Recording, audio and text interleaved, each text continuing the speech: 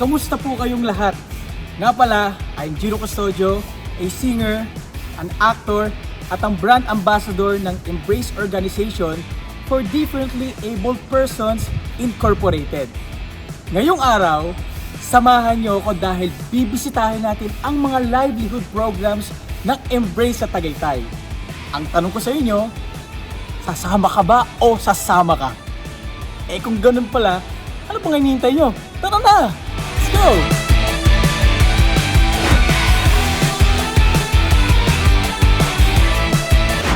Alam nyo ba na ang Embrace ay may 5 livelihood?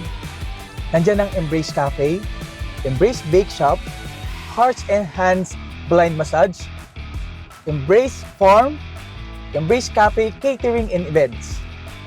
Sila ay mayroon din mga branches sa Unlad Trade Center, Central Avenue, Quezon City, Tagumpay, Rizal, Philippine Arena, Bukawi, Bulacan, New Era, Dasmariñas, Cavite, at Tagaytay City, kung saan bibisitahin natin ang kanilang livelihood stores.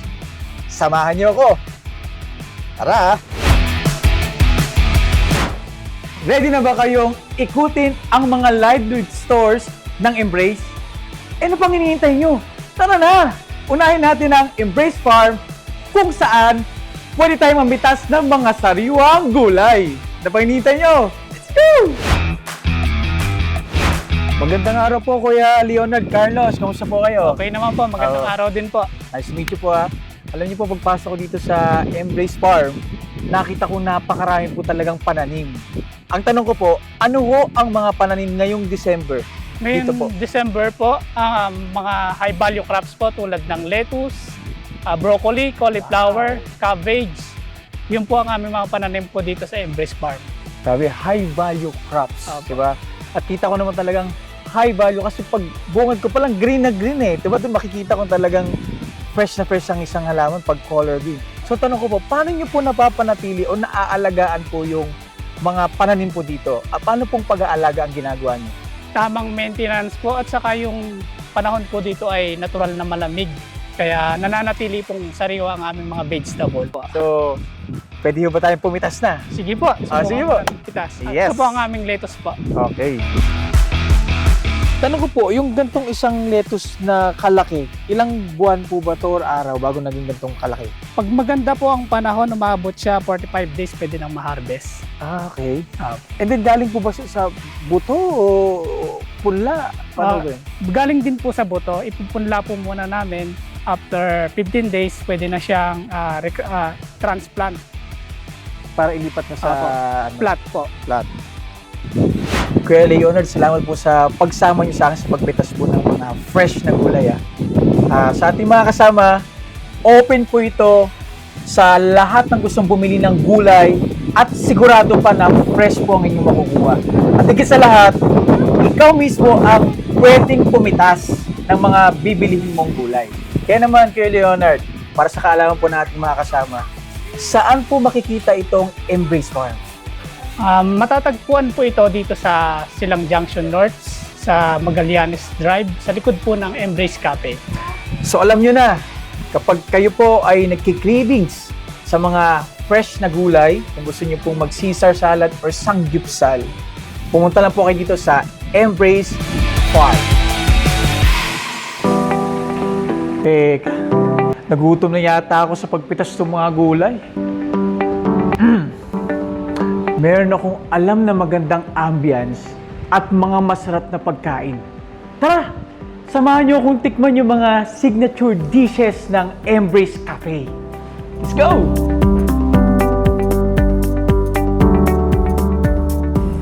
Hello po! Welcome sa Embrace Cafe.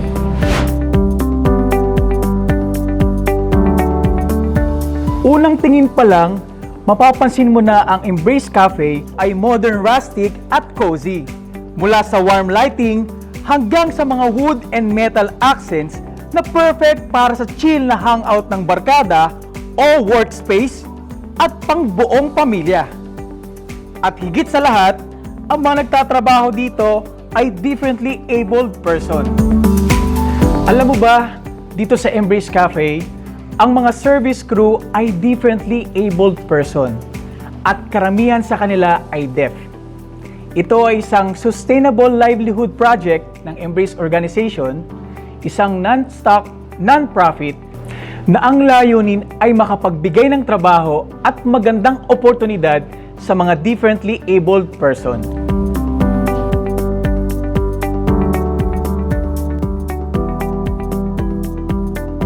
Isa sa nagustuhan ko dito yung service, yung very accommodating na staff, and then overall, talaga namang nag-enjoy ako sa Embrace Cafe. Kung hanap nyo yung masarap na pagkain, magandang ambience, nako, talagang sulit na presyo, hindi kayo magsisisi talaga naman.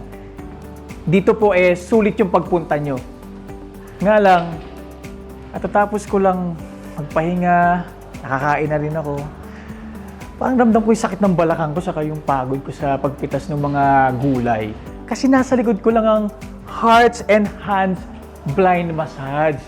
Katabi lang mismo ng Embrace Cafe.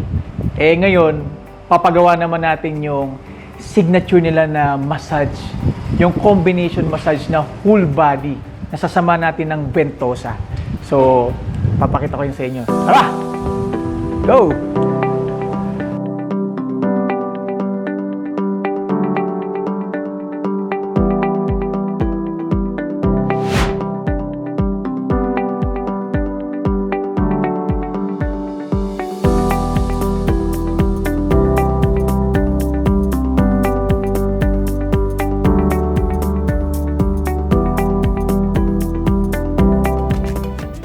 Maraming salamat po sa pagsama nyo sa akin sa Embrace Farm, Embrace Cafe, Hearts and Hands Blind Massage na mga branches ng Embrace Organization na makikita dito sa Tagaytay.